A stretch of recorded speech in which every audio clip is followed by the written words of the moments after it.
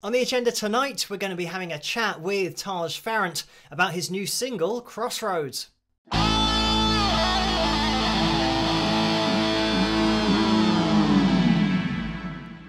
Hello, Phil here from Wings of Pegasus, and welcome to another video. If you enjoy this video, please give it a thumbs up and subscribe. We're going to be chatting with Taj, a friend of the channel, and somebody that I featured a few years ago, maybe more than that. I think he was performing Tennessee Whiskey. But anyway, Taj has grown as an artist, but also grown physically. We're going to be chatting about his new single, Crossroads, as well as many other things. But let's jump straight into it.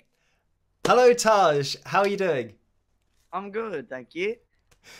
Let's talk about your single that you've released actually last week called Crossroads and the fact that it's doing quite well at the moment. How do you feel about having your song doing so well in the charts?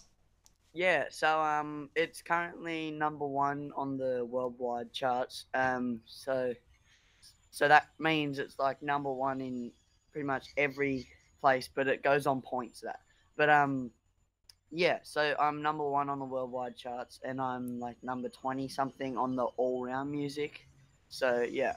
It's a double thumbs up situation. Yeah. And the fact that on this song, I mean, it's just you literally playing everything. And how did that come about, that you decided that you were going to kind of play all of the instruments, or was it something that you kind of had planned previously that you just really wanted to do everything yourself? So I kind of didn't really think, like I wanted to see if I could do it all by myself, and I could, which is luckily. But yeah, I was like, I want to see if I can do a whole song by myself, and so that's how the song kind of come out. So yeah.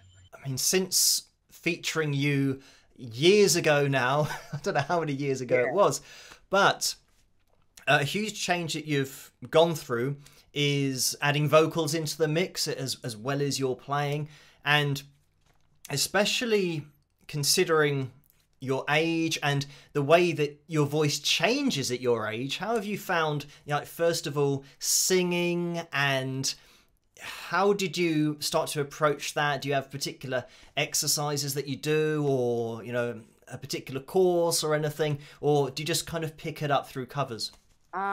So it kind of, that's another thing. I never actually took lessons for singing. I kind of just like knew what it should have sounded like because I played guitar and I knew what notes it was. But I kind of just practiced, like, once again, scales with my voice. But yeah, so that I kind of got able to have like a high register and a low one. So it has helped a lot doing scales. Similar thing, like you said, to playing guitar, and some of the things that you have to do when you're learning to sing. I think people might look at you, if they overhear what you're doing, that they'll look at you and think you're a little bit crazy. And Yeah. I think everyone that learns to sing, I mean, it's such a different step that, when you're playing your guitar, as long as your guitar's in tune, if you push the string down, it's going to sound fine. But then once you start trying to do that with your vocal cords, it's a totally different world. So Yeah. how have you found that transition of, playing and singing, but, playing live and singing live? So yeah, singing live is a bit different than playing live, because it's like, if you feel like you don't want to do it, your voice just like and doesn't want to do it. But one thing that's kind of helped me with singing and playing is, like, I've always just looked down when I'm playing and singing, because I haven't got that much muscle memory on like chords and that. But yeah, it's helped a lot with like stage presence as well, because it was kind of, I just kind of sat there and just played the guitar for most of the shows, like on the first tour. But now I sing every song that's on there now. So it adds a lot more atmosphere with the crowd as well. The general public don't really take in what a huge step that is to then start singing, especially in front of people, because you know, to a certain extent, when you're playing guitar, there's like that barrier between you and the audience, and you're kind of behind your guitar and you can do everything. Yeah. Whereas now you're kind of leaning over your guitar and saying, oh, now I'm featuring my vocal cords. So And now you're all looking at me, not my fingers. yeah, exactly. And especially when you're singing, there are so many other things now that you're concentrating on that, you know, when you're just playing guitar, you can just look at your fretboard or not look at your fretboard and kind of escape into that world of just playing your guitar. But having conscious thought about singing is a huge part. And I do say to people, when sometimes something happens live that puts you off, is being able to deal with that. But when you're supplying vocals, there's potentially now a whole world full of other things that might put you off because you're singing. Yeah, on the last tour, I had like a lot of voice cracks because it's like I only just started going through puberty now. But like I just make jokes out of it when I have like voice cracks, and that'd be like, oh god damn it, I hate puberty. But like people would laugh at it as well. So that's kind of how I dealt with something like not going right in the show. So yeah, I think a lot of people will understand as well. You yeah, know, being your age, it's not as if your voice suddenly flips and you get a bit of a squeak or something going on. Yeah, it's totally understandable. But I mean, for me, because I've been obviously watching what you're doing and, you know, following your career up till now, it has really impressed me, your voice. And I mean, just taking that step in the first place, but the pitch accuracy, kind of the more it comes along, you're really accurate pitch-wise now, and you've got, you know, the little bluesy tail-offs that you would have on your guitar, but now supplying them vocally. All of these elements that you're applying to your voice, how do you approach that? Is it something that, say for example, you want a particular tail off? Are you pairing it with your guitar playing, thinking, this is what I do on guitar, so I'm going to try and do that with my voice? yeah. It's kind of funny because when I'm like when I'm singing, I actually think of what I'm doing compared to when I'm playing guitar. I don't really think, but when I'm singing, I'm like, oh, I do this thing on the guitar. I can see if I can do it in like singing. There's like some stuff that I don't even mean to do and it sounds cool, and then there's some stuff that sounds pretty iffy. But yeah, it's always just about trying something out at least, so to see what it sounds like, and if it sounds good, use it in another show. So yeah, that's a huge part of, I think, performing, playing your guitar, but also singing is got to be an enjoyable thing and something that, you know, you want to do. And the other bonus of having that is, yeah, being able to write your own songs and perform your own songs and write your own lyrics. And we'll pull things back to Crossroads and the way that you wrote the song, how it came about, and the lyrics, how those came about, and going in what I said to you before about being, to me, your authentic direction, kind of having your sound in the blues, but kind of following, I guess, your personality and putting that into the music. So yeah, how did Crossroads come to be? so it was funny. I actually wrote that on the last tour before the first show. We were just driving to the first show, and I seen this Crossroad, and I was like, oh, it looks like the Robert Johnson one. And I had this riff I've been playing on for ages, and then I actually thought of I'm heading down to the crossroads, and it kind of stuck with it.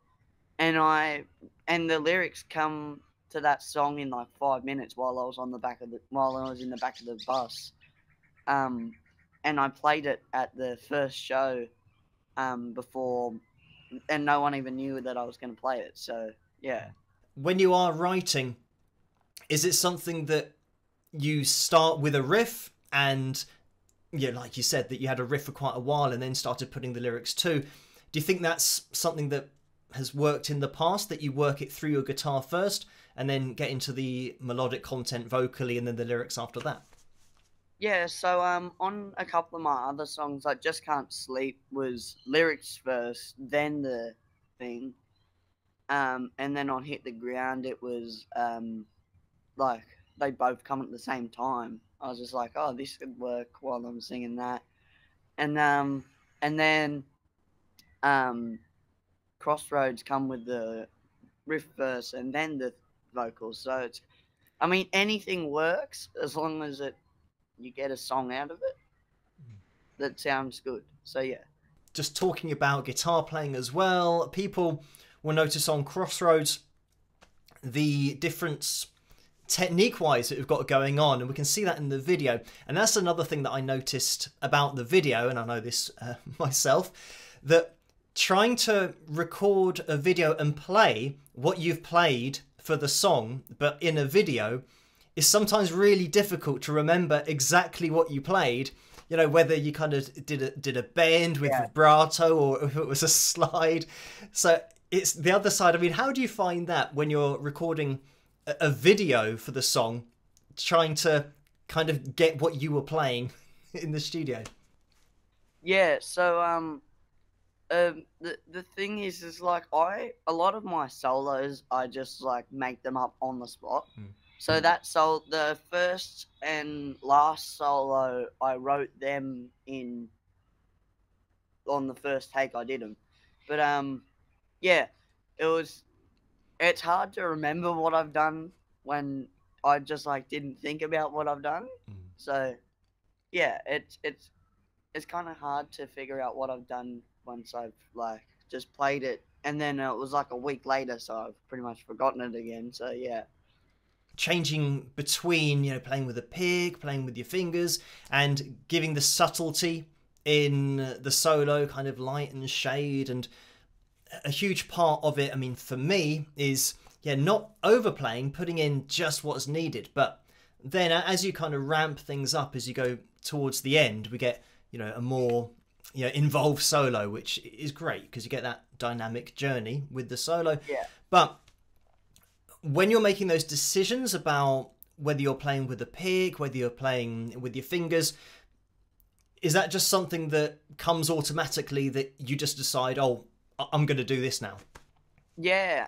When I mean those solos were free solos, so it was just like happening while I was playing. Because when I'm playing, I like tuck the pick through there, and then I play with these four, or then I flick back to the pick.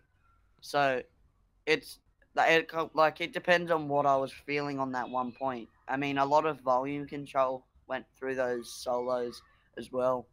But yeah, I mean, a lot of it just come by, like it just come to me. But yeah, it's just going with the feeling, whatever feels right in that particular time.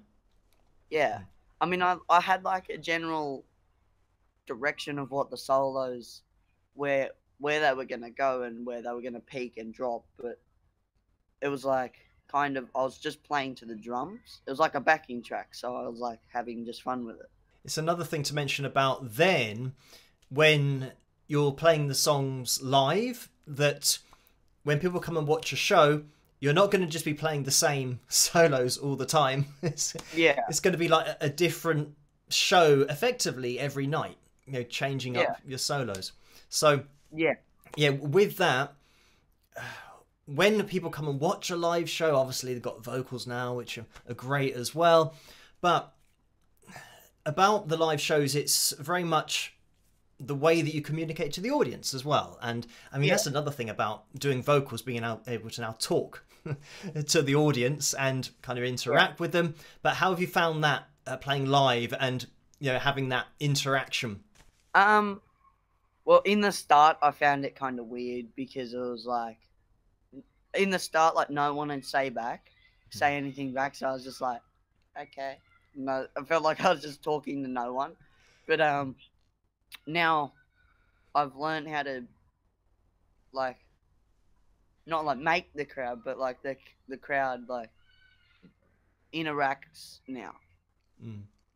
I think it's just something that comes with time, with playing live. The more you do it, the more shows you do, the more tours you do, if anything, the more you get to know your audience as well, because you might start seeing the same faces, and you know, you can point to somebody else and say, "Oh, you're the person that put me off last time when I was doing a solo." Yeah, you were just staring at me like this. Yeah, and that's another huge part of it that I think affects a lot of guitarists, is that they think everybody in the audience is a guitarist who's kind of rating them out of 10. So like, oh no, I did a messed up note. Yeah, exactly. And they think that, oh no, yeah, there are so many. I don't know why it's a common thing to think of, but everyone thinks, oh, everyone in the audience must be like the most amazing guitarist ever. So if I do something wrong, inventors of the guitars. Yeah, if I do something wrong, it's going to be really embarrassing, and you know, all those kinds of thoughts. But you know, it's just the one thing about, you know, playing live and just doing your own music for me is just you're playing the way you play, and if people like it, great, and if they don't like it, then it's not your problem because you're having a good time doing it. So one thing that I've done, like if I mess up a note, I do it again to make it sound like I was supposed to do it. Yeah, this is it. It's getting that again. This is something that comes with show after show, covering your mistakes so that people don't realize you're making a mistake. If I like hear a bad note and everyone notices, I'll just go, "Oh, jazz." Yeah, exactly. You went on a bit of a jazz detour. It's just a chromatic. Yeah, just say, yeah, chromaticism. That's what I did there. So well done. If you don't understand it, leave. Yeah, or just say well done for those of you that spotted the little bit of chromaticism I threw in there. But yeah, I always tend to say that as well. Like, we know you just messed up. Yeah, start throwing things at you. No, but yeah, but again, it's all part of playing live. And I mean, even though people I think that watch my channel will know that, you know, you're playing live and you're singing live and you're not using auto tune and, you know, pitch correction and all of these different things. That's the refreshing thing about, you know, watching you performing live, is that you're doing everything. The only thing I ever put on my voice is reverb. I don't even put delay on it anymore because it sounds weird. I see that you're going to be touring over in the USA and you're moving to the USA very soon. But, I mean, how are you feeling with that, with moving and then potentially getting out for your tour later in the year? I don't know. It's just pretty normal to me. I mean, I've done so many tours before. It's just like normal. Now we're just moving there, so I guess. Yeah, I've been there a lot of times, so it's like I know. I've been there 8 times now. Yeah, so it's like second home because I've been there so many times. It's like I've been there like half my life actually. So yeah. It's great that the new song has done so well and that you're enjoying your music. You know, that's what it's all about. And for people that are kind of over in the USA and want to catch a show, what I'll do is put links in the description below of this video so that they can check out, you know, your website and get tickets and, you know, check out your single as well, so that people can. Thank you. Yeah, no problem.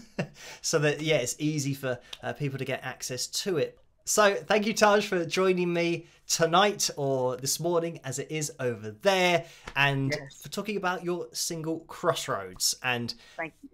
I really do implore everybody to go and check it out and check out Taj's sites. And he's an Instagrammer as well. Let me throw that in there, which means he spends some time on Instagram doing live streams and all that kind of stuff. So check him out on YouTube, but you guys know all the links will be in the description below that you need. So yeah, thank you, Taj. Have a great rest of your day, and I'll catch up with you in the near future, I'm sure. Thank you for having me. Okay, no problem. My pleasure. So another huge thank you to Taj for joining me on the channel. The links are in the description below for you guys to get your hands on Crossroads, his new single. And thank you guys for watching. If you did enjoy this video, please give it a thumbs up and subscribe. And I'll catch you guys at the next one. Rock!